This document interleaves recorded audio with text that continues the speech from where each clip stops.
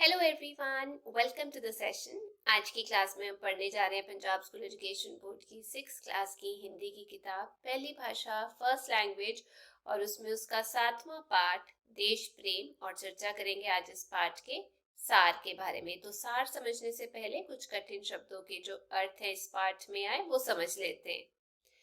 जैसा पहला शब्द है मानचित्र, मतलब नक्शा।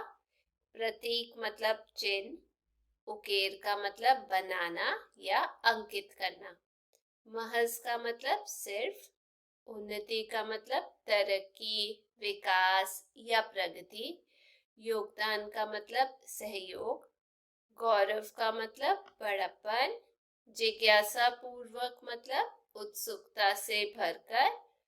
वात्सल्य मतलब माता पिता का बालक के प्रति स्नेह या प्रेम। शिष्टता का मतलब सभ्य आचरण। संवर्धन मतलब बढ़ाना। स्वाभाविक का मतलब सहज या प्राकृतिक। निमग्न मतलब लीन। आघात का मतलब चोट या हानि।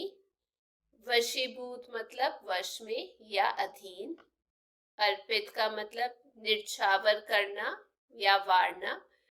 स्वाधीनता संग्राम मतलब आजादी की लड़ाई। उल्लेखनीय मतलब वर्णन के योग्य। अहिंसा का मतलब हिंसा ना करना। स्वराज का मतलब अपना राज्य। प्रतंत्रता मतलब गुलामी। लाचार का मतलब बेबस या मजबूर। भराए मतलब भरे। सार्वजनिक संपत्ति मतलब सब लोगों से संबंधित संपत्ति। संरक्षण मतलब बचाव। भद्दी मतलब बुरी या असभ्य। आपदाओं मतलब मुसीबतों या मुश्किलों। जज्बा का मतलब भावना। जुनून का मतलब उत्साह या जोश। सतत मतलब लगातार। कोसना मतलब भला बुरा कहना। और संकल्प का मतलब प्रण या प्रतिज्ञा। चलिए अब इसका सार समझते हैं। देश प्रेम विषय पर चित्र बनाओ प्रतियोगिता में बच्चों ने भारत के मानचित्र, तिरंगे झंडे, राष्ट्रीय प्रतीकों और नेताओं के चित्र बनाए थे। अध्यापिका ने देश प्रेम के विषय में बताया कि देश की रक्षा और उसकी उन्नति और विकास में सहयोग देने को ही देश प्रेम कहते हैं। माँ हमें जन्म देती है और मातृभूमि हमारे पालन पोषण में सहायक सिद्ध होती है। देश प्रेम की डोर से सारे देशवासी मोतियों की माला की तरह गूंथे रहते, जुड़े होते हैं। इसी भावना के कारण देशवासी ब्रिटिश शासन के विरुद्ध एकजुट हो गए थे। ठीक है। महात्मा गांधी, तिलक, लाला लाजपत राय, सुभाष चंद्र बोस आदि सब देश प्रेमी ही थे और इनके प्रयत्नों से देश 15 अगस्त सन 1947 को स्वतंत्र हुआ था, आजाद हुआ था। स्वतंत्रता के बाद देश ने बहुत तेजी से विकास किया है।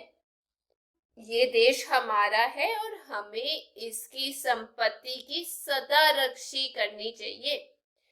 अपनी बातों को मनवाने के लिए कभी भी देश की संपत्ति की तोड़फोड़ नहीं करनी चाहिए, प्रॉपर्टी की। विद्यार्थियों को एनसीसी और एनएसएस से जुड़कर देश सेवा करनी चाहिए। हमें पर्यावरण की रक्षा, प्राकृतिक आपदाओं और विभिन्न दुर्घटनाओं की स्थिति में दूसरों की सहायता में हाथ बटाना चाहिए, मदद करनी चाहिए। देश के विकास के हर व्यक्ति को अपने अपने क्षेत्र में परिश्रम, मेहनत और निष्ठा से काम करना चाहिए। युवा पीढ़ी का कर्तव्य धर्म है कि वह देश का विकास करने में सहयोग करे, यानी मदद करे। तो ये था पाठ का सार। मैं उम्मीद करती हूँ आप सबको समझ आ गया होगा। यदि वीडियो अच्छी लगी तो चैनल को लाइक, शेयर, सब्सक्राइब जरूर कीजिएगा। फिर मिलेंगे। Till then take care, bye bye.